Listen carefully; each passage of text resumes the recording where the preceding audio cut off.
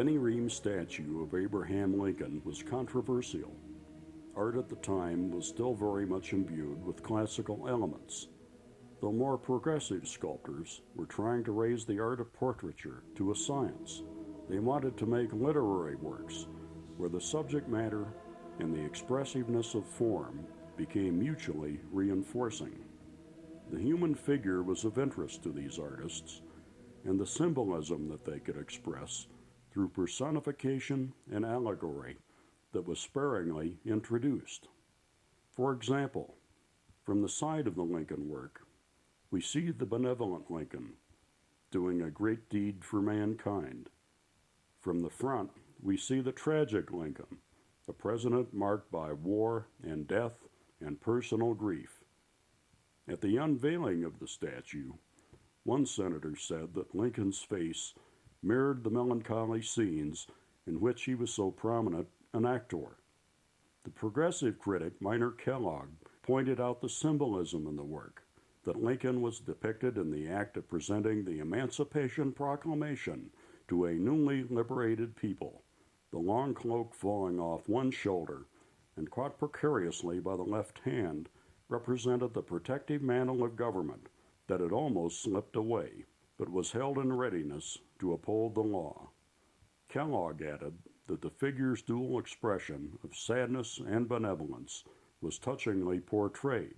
Another reviewer wrote that the statue tells the story of Lincoln very well. She was able to get sort of multiple parts of someone's feelings or personalities in one sculpture. Particularly like the expression on it and the sort of sense of sorrow. It has a very almost kind of a tender expression that maybe has something to do with the sculptor being a woman.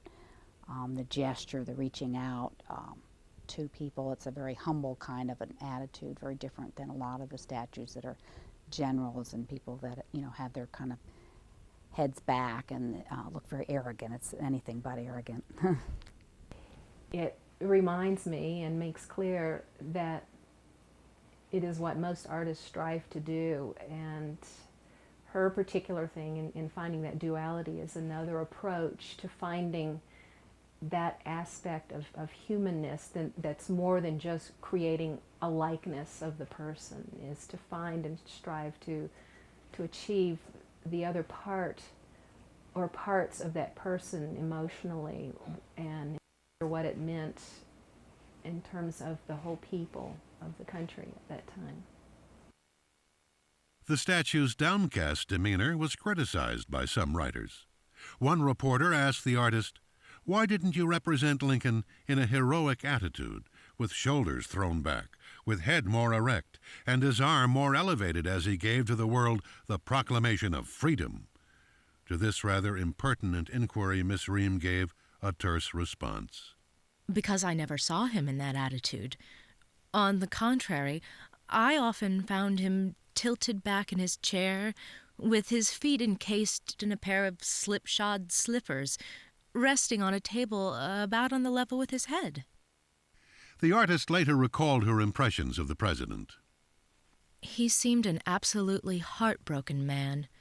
The one great, lasting, all-dominating impression that I've always carried of Lincoln has been that of unfathomable sorrow, and it was this that I tried to put into my statue.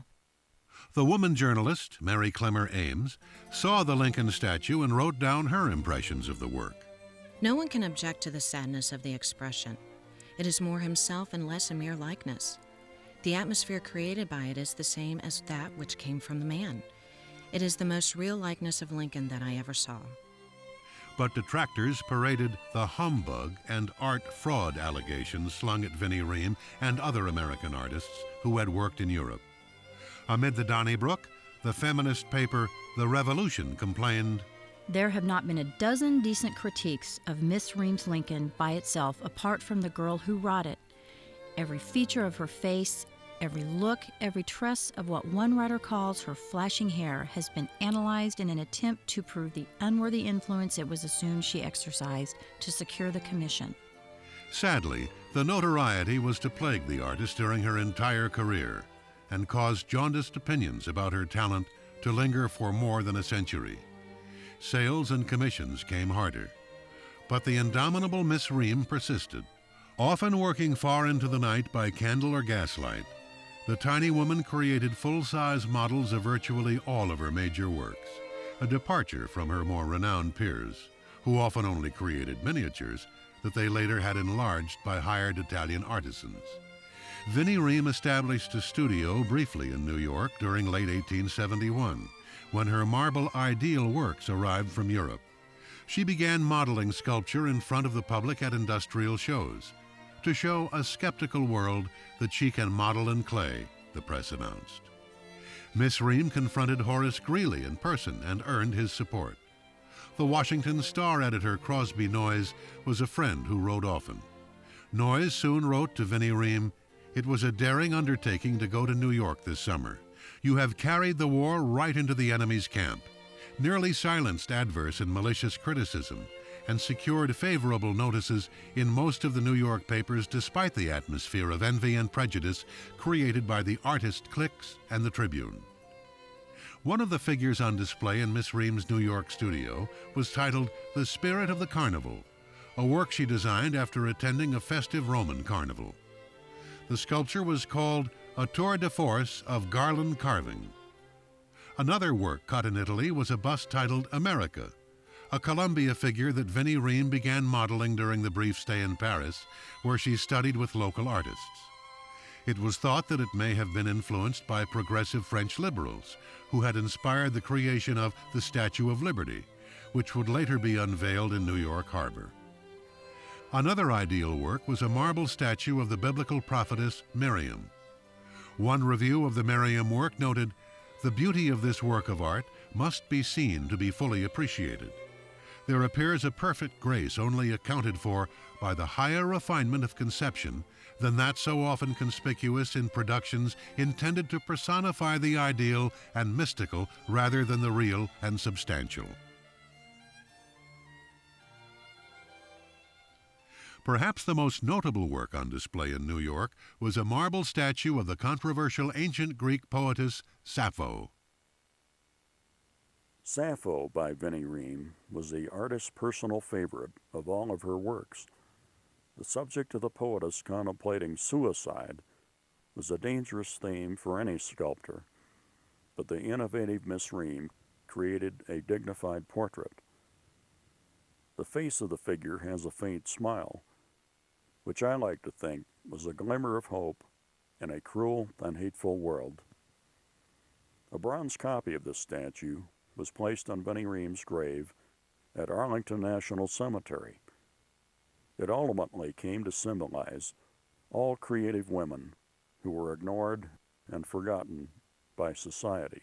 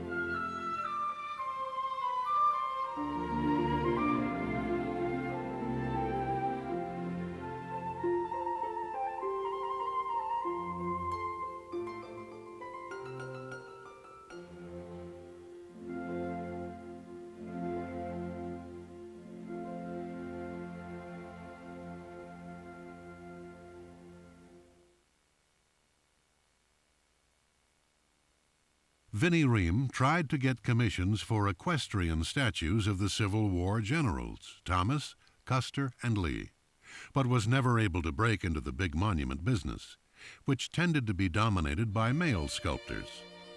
Miss Ream's stay in New York at least proved that she could do her own work, but another article would ultimately appear in the New York Daily Tribune, blasting her as the most audacious little humbug of the age. Vinnie Ream's real nemesis at the paper appeared to be Greeley's editor, Whitelaw Reid, who was said to be a rejected suitor. One competing paper retorted, what an eternal fitness there would be in her carving a statue of Whitelaw Reid after she shall have shot him in a duel. Vinnie Ream found life in New York cheerless and the sculpture business disappointing. She returned to Washington and purchased a building on Pennsylvania Avenue near the Capitol, where she established a studio. Very few of her ideal work sold, and she continued to make portrait busts, such as a work in 1872 that depicted Masonic leader Albert Pike in Masonic regalia. Pike drew fire from his brethren for bestowing several Masonic degrees on Miss Ream, since women were not allowed to join the order. The fraternity had some influence on development of the Statue of Liberty by the French sculptor Bartholdi, and the order also apparently had some influence on Vinnie Ream and her art. One newspaper article called her the Masonic artist. Vinnie Ream exhibited some of her work in the 1876 Centennial Exposition in Philadelphia, held to celebrate the country's independence. The art exhibit was popular, but seemed out of place amid the industrial focus on agriculture, horticulture, and machinery. Many young spectators mainly came to see the dazzling gadgetry of the industrial age. The Missouri genre artist George Caleb Bingham arrived in Washington on a political mission and began painting a portrait of Vinnie Ream. Bingham soon wrote James Rollins, "I am not at all surprised that she has excited the envy of contemporary artists in her own department.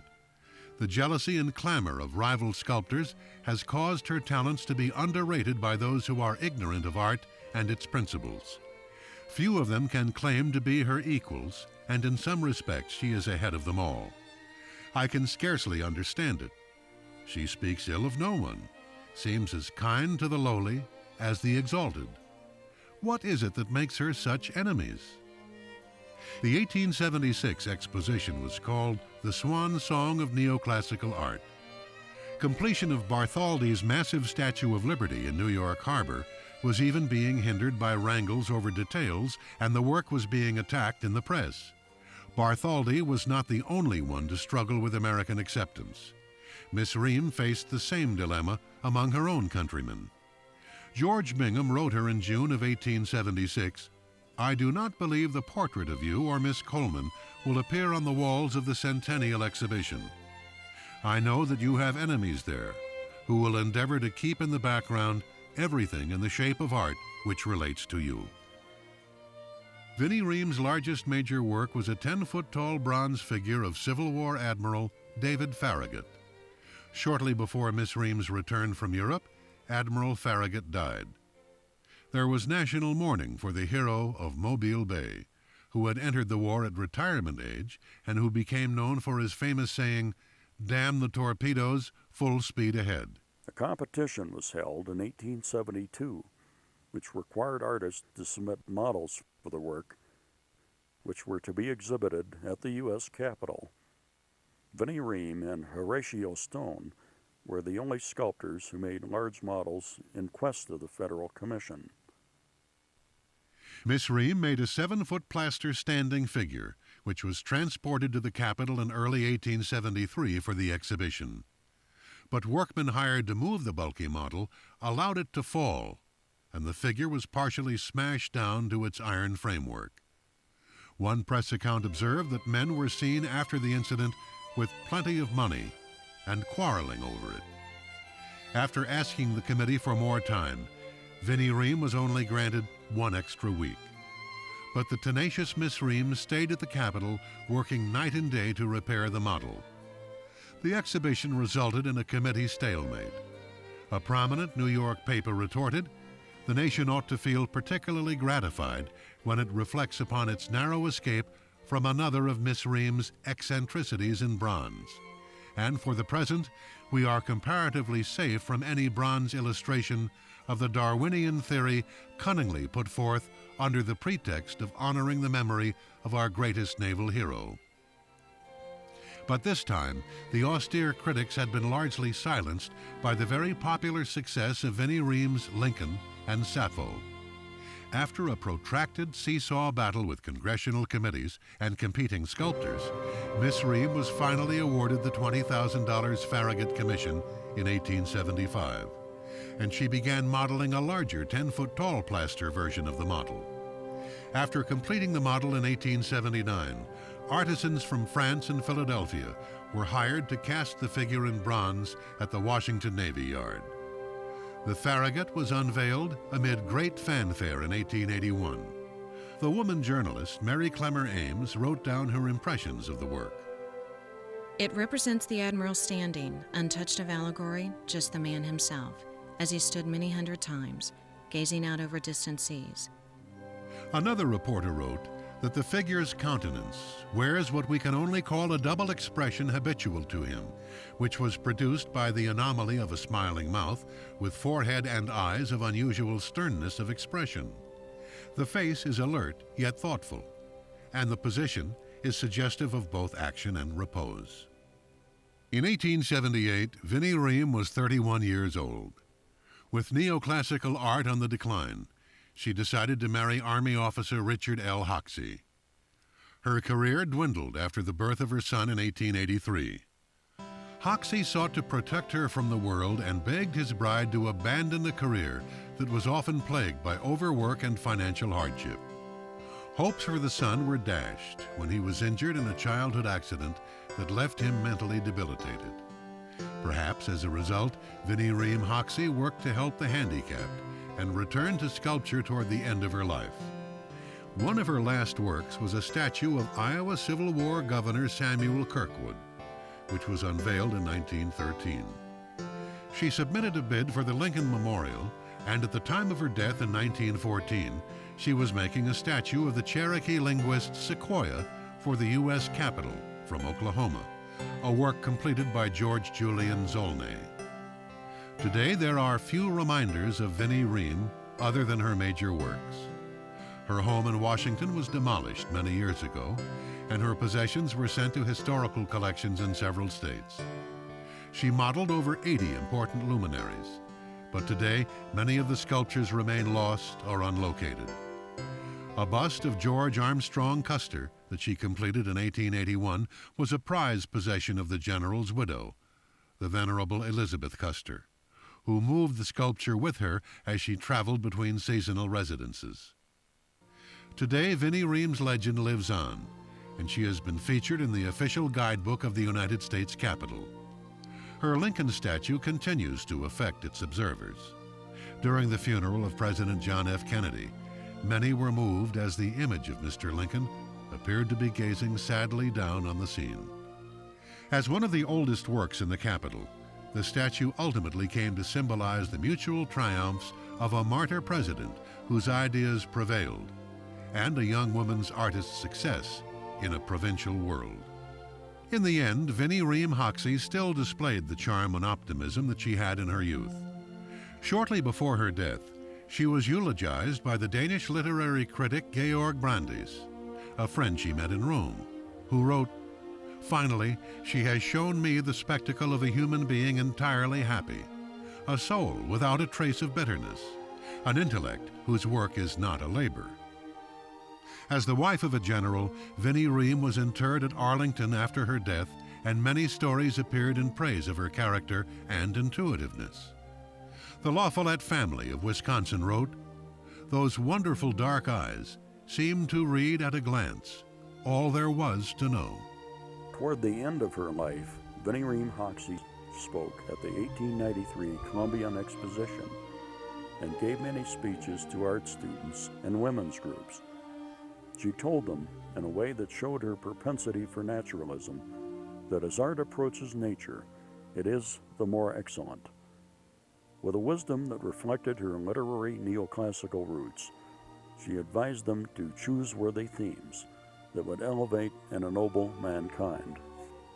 Vinnie Ream may have said it best in her own words, which seem to say a lot about the creative process. The marble is a resurrection, say the old sculptors. Our work speaks for us and is the exponent of our hearts. The output can only be the expression of our own souls, and we are never, never satisfied with the result of our efforts. It is a siren that leads us on and on into the mystery of creation.